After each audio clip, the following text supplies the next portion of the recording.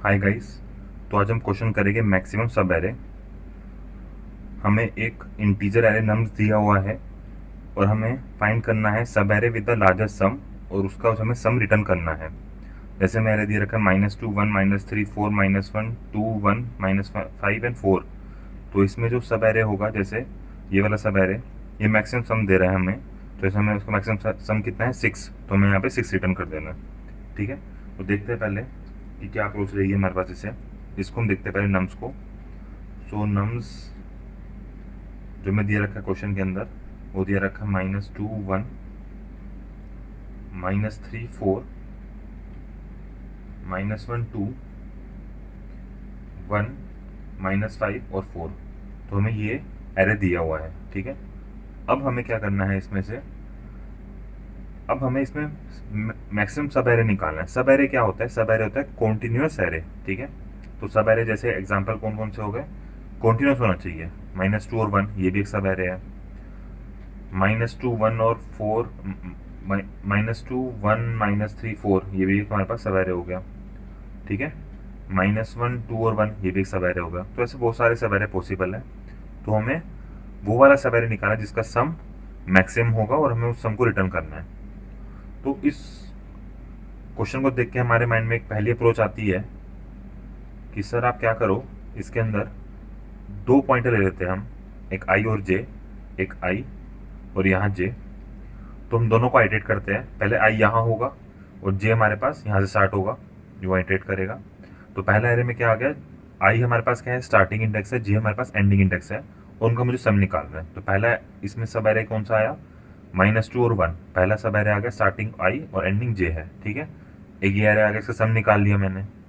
उसके बाद मैंने उसको आंसर में डाल दिया। ठीक है, उसके बाद मैं जे को बढ़ाऊंगा यहाँ पे। तो अब स्टार्टिंग इंडेक्स ये है, एंडिंग इंडेक्स ये है, तो ये वाला सब एरे हो गया। राइट, अब इसका सम देखूंगा मैं, अगर वो पुराने वाले सम से मैक्स बड़ा है तो उसको अपडेट कर दूंगा मैं। फिर दोबारा मैंने जे को अपडेट किया, तो ऐसे में सारे सब एरे का सम निकाला मैंने इसमें और जो मैक्सिमम होगा उसको रिटर्न कर दिया। तो ये एक पॉसिबल सॉल्यूशन है, बट इसका जो टाइम कॉम्प्लेक्सिटी होगा, जो टाइम कॉम्प्लेक्सिटी होगा वो होगा O ऑफ n स्क्वायर। क्योंकि मैं इसमें क्या कर रहा हूँ, यहाँ पे दो लूप चला रहा हूँ, एक 4 की लूप चला रहा हूँ मैं आई के लिए, एक 4 लूप चला रहा हूँ जे के लिए, और यहाँ मैं कॉम्पिटिशन कर रहा हूँ। तो इसमें O ऑफ n स्क्वायर तो होगा ही होगा। राइट, और स्पेस कॉम्प्लेक्सिटी कितना होगा इसका हमारे पास, O ऑफ 1 होगा, क्योंकि मैं इसमें सिर्फ दो पॉइंटर यूज़ कर रहा हूँ अभी। तो ये हमारे पास हो गया टाइम कॉम्प्लेक्सिटी और स्पेस कॉम्प्लेक्सिटी। तो अब इसे हम क्या इम्प्रूव कर सकते हैं? तो इसको इम्प्रूव करने के लिए हम अब हमारी जाएंगे अप्रोच नंबर 2 पे। अब अप्रोच नंबर 2 क्या होगी, इसको हम इम्प्रूव कर सकते हैं with the help of Kadane's algorithm. Kadane's algorithm की हेल्प से हम इसे इम्प्रूव कर सकते हैं टाइम कॉम्प्लेक्सिटी को। कैसे कर सकते हैं उसे देखते हैं अभी हम। तो पहले यहाँ पे नम्स लिख लूँगा। यहाँ पे नम्स में मैंने क्या लिखा है, यहाँ पे इस एरे को दोबारा देख लेते हैं। -2 1 -3 4 -1 2 1 -5 और 4। ठीक है, तो ये हमारे पास एरे था। ठीक है, अब इसमें हमें क्या करना है, कडेन्स एल्गोरिथम क्या बोलती है कि हम इसमें मैक्सिमम सब एरे सम निकाल सकते हैं with the help of 2 pointers. एक होगा हमारे पास करंट सम, 2 पॉइंटर लेने पड़ेगा हमें यहाँ पे। एक होगा करंट सम, एक होगा मेरे पास क्या, मैक्सिमम सम। ठीक है, इनको इनिशियलाइज कैसे करना है हमें, इनको इनिशियलाइज करना है, करंट सम इनिशियलाइज होगा मेरे पास हमेशा 0 से। ओके, और हमारा मैक्सिमम सम किससे होगा, माइनस में इन्फिनिटी से, मतलब बहुत नेगेटिव नंबर जो पॉसिबल है। ठीक है, उससे इनिशियलाइज होगा। तो हमने इन दोनों को इनिशियलाइज कर दिया। अब हम क्या करेंगे, इस एरे के ऊपर आइटरेट करेंगे, जो एरे दिया हुआ है उस पर आइटरेट करेंगे और इनको अपडेट करते जाएंगे। ठीक है, तो हमें मैक्सिमम सम रिटर्न करना है, तो इसमें अभी हमने बहुत छोटे नंबर से इनिशियलाइज कर दिया, इसको अपडेट करेंगे। ठीक है, सबसे पहले हम क्या करेंगे, करंट सम जो पहला एलिमेंट क्या आया, -2, -2 के आने से करंट सम का वैल्यू क्या हो गई, 0 + -2 अभी मेरे पास इस एरे के फर्स्ट एलिमेंट पे आने के बाद मेरे पास जो करंट सम की वैल्यू है वो कितनी हो गई, करंट सम वैल्यू पर 0 था, इनिशियलाइज किया था, तो वैल्यू कितनी होगी, -2। ठीक है, -2 ऐड हो गया इसमें। अब मेरे पास जो मैक्सिमम सम होगा, जो मैक्सिमम सम कैसे अपडेट होगा, मैक्सिमम सम क्या होगा, मैक्सिमम जो सम होगा वो होगा मैक्सिमम किसका होगा, जो इस पॉइंट पे करंट सम आ रहा है उसका मैक्सिमम, जो करंट सम आया है उसका मैक्सिमम, और किसका मैक्सिमम, जो मैक्सिमम सम जो मेरे पास अभी तक था उन दोनों का। ठीक है, करंट सम की वैल्यू क्या होगी, जो मेरे पास करंट सम मैक्सिमम सम की वैल्यू क्या होगी, जो करंट सम जो मेरे पास यहाँ पे क्या आया था -2, और जो मैक्सिमम सम इन दोनों का मैक्सिमम, इन दोनों का मैक्सिमम ले लो, तो इन दोनों का मैक्सिमम कितना हो गया -2।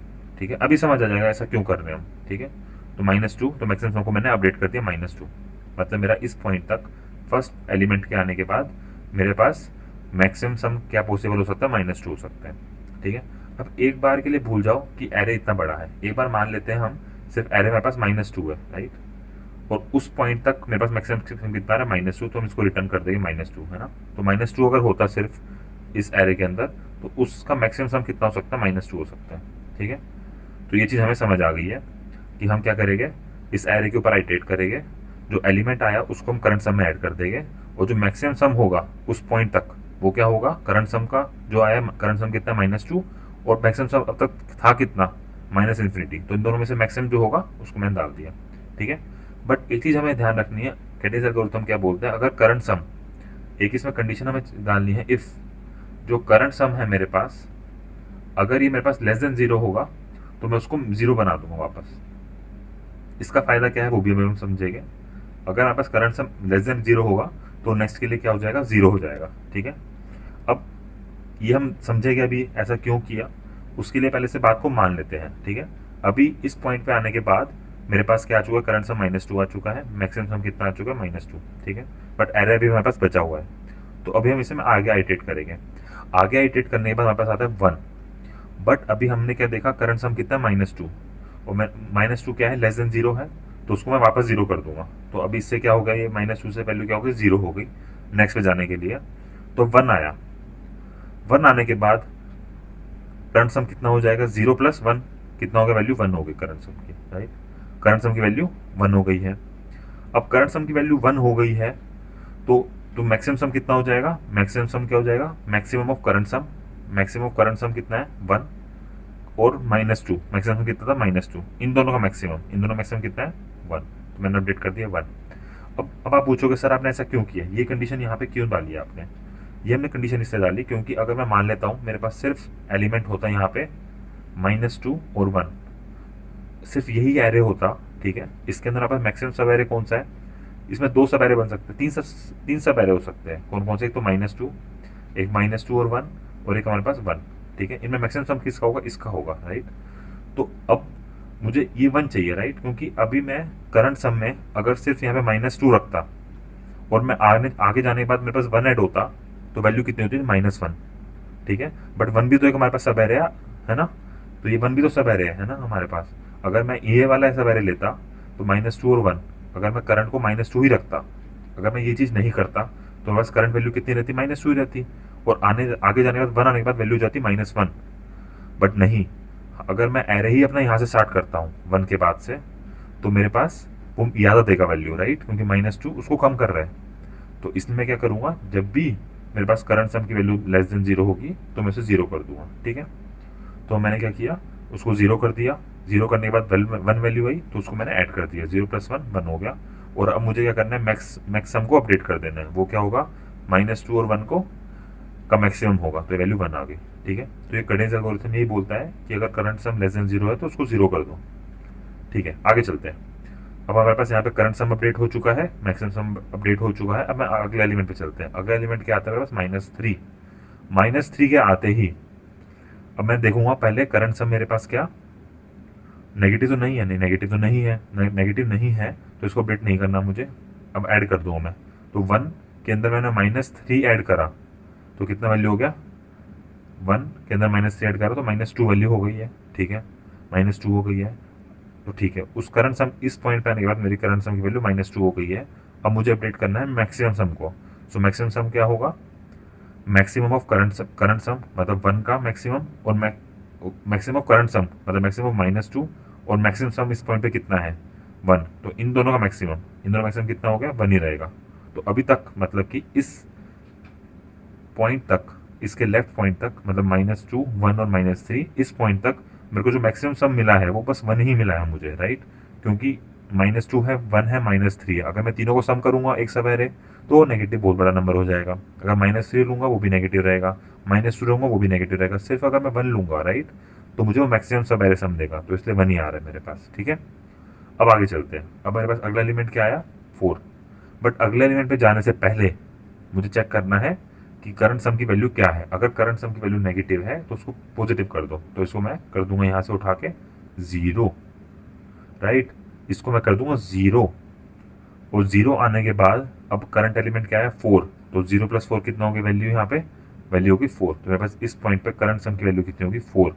क्योंकि -2 रखने का फायदा नहीं है, अगर मैं इस एरे को, इसको सब एरे में लेने का फायदा नहीं है। अगर मैं यहीं से नया फ्रेश एरे स्टार्ट करता हूँ 4, राइट, तो बेटर होगा। इसलिए मैं करंट सम को कर दिया मैंने 4, ठीक है। मतलब 0 + 4 इट इज 4।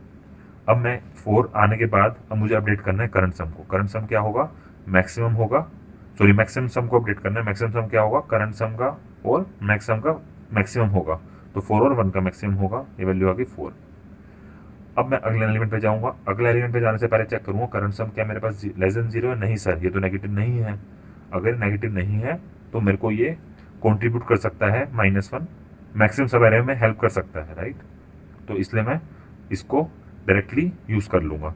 तो 4 मेरे पास यहाँ से आएगा, और इस पॉइंट पे आने के बाद मेरे पास -1 आ जाएगा। तो इन दोनों का सम कितना हो गया, 4 + -1। 4 + -1 कितना हो गया, 3 हो गया, राइट। अब 3 हो गया है मेरे पास, 4 + -1 3 हो गया है, और 3 मेरे पास आ चुका है क्या, करंट सम।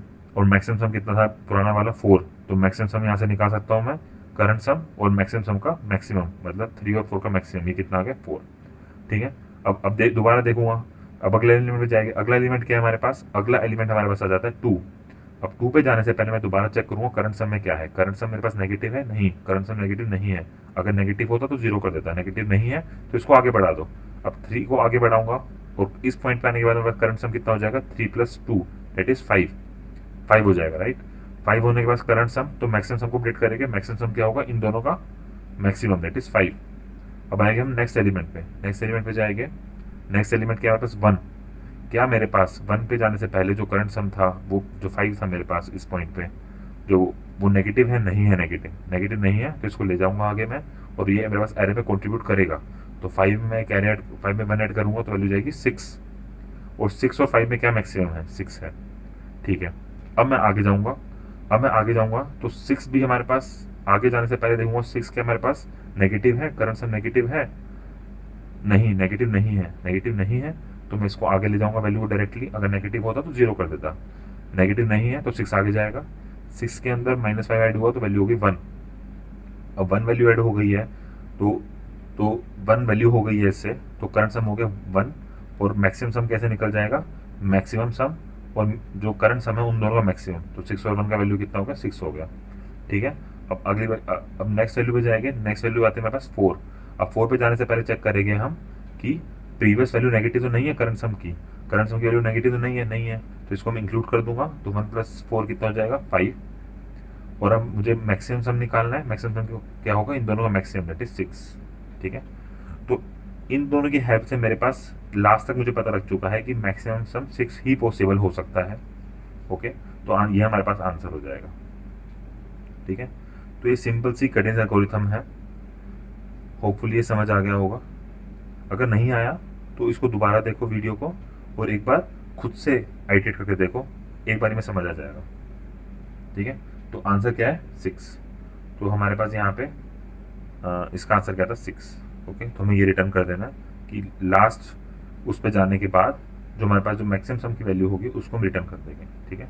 अब इसमें हमने किया क्या, हमने कुछ नहीं किया, हमने सिर्फ आइटरेट, इस नम्स एरे को एक बार आइटरेट किया, राइट।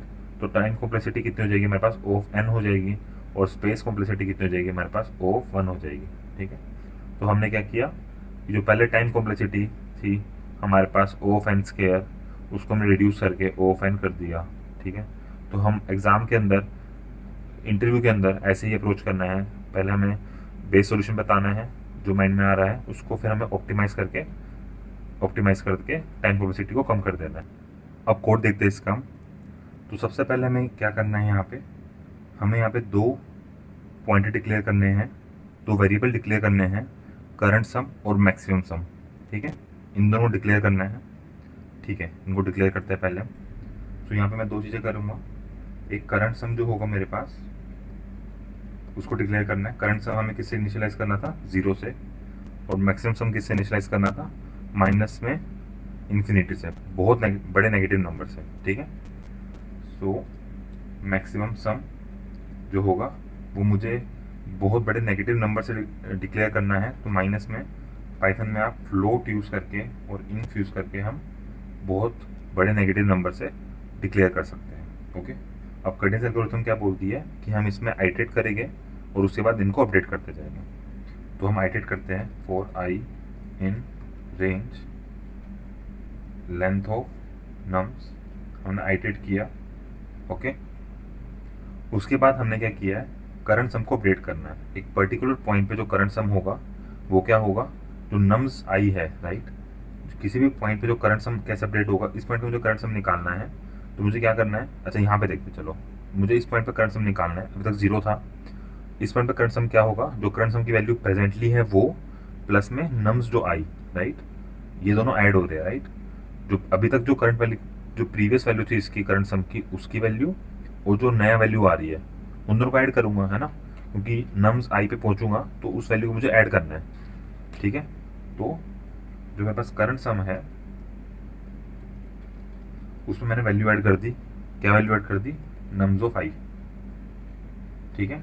करंट सम के अंदर मैंने जो नम्स ऑफ आई ऐड कर दिया, तो मैंने यहाँ पे -2 अपडेट हो चुका, ठीक है, -2 आ चुका मेरे पास यहाँ पे, ठीक है।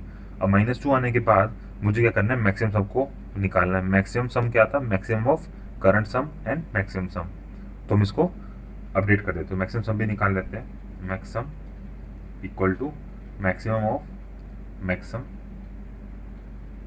मैक्सिमम का मैक्सिमम और इसका करंट सम का मैक्सिमम उस पॉइंट पे, राइट।